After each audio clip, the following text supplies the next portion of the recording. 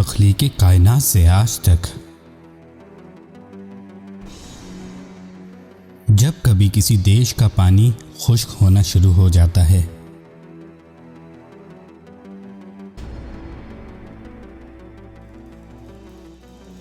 या फिर उसकी फसलें बर्बाद होने लगती हैं,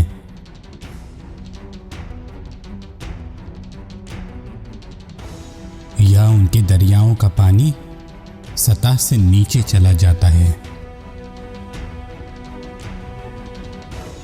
तो रिवाज रहा है कि लोग अपने बीच में नेक लोगों को ढूंढते हैं और फिर उनसे खुदा के हुजूर दुआ करवाते हैं।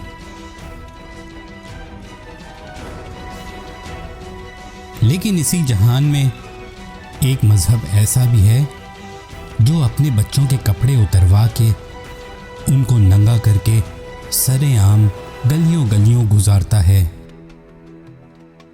ताकि उनका भगवान उनसे खुश हो जाए और उनको अच्छी बारिश अता कर दे।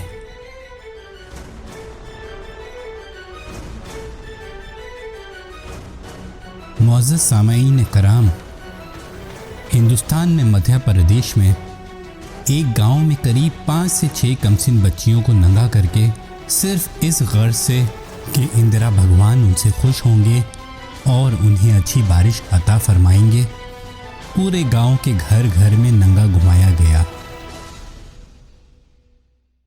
यहाँ पर गांव के लोगों ने बारिश के लिए अंधविश्वास का सहारा लेते हुए छोटी बच्चियों के कपड़े उतारकर उन्हें पूरे गांव में घुमाया।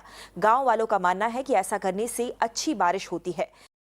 क्या आप ये समझते हैं कि इस तरह के अमल से क्या वाकई कोई भगवान खुश हो सकता है? परंपरा है कि जब पानी नहीं आता है तो बहुत छोटे बच्चों को नग्न करके उसके सर पे मिट्टी रख करके घर घर जाते हैं, पानी डालते हैं। तो एक परंपरा है जो ग्रामीण लोग जो है वो कभी कभी करते हैं।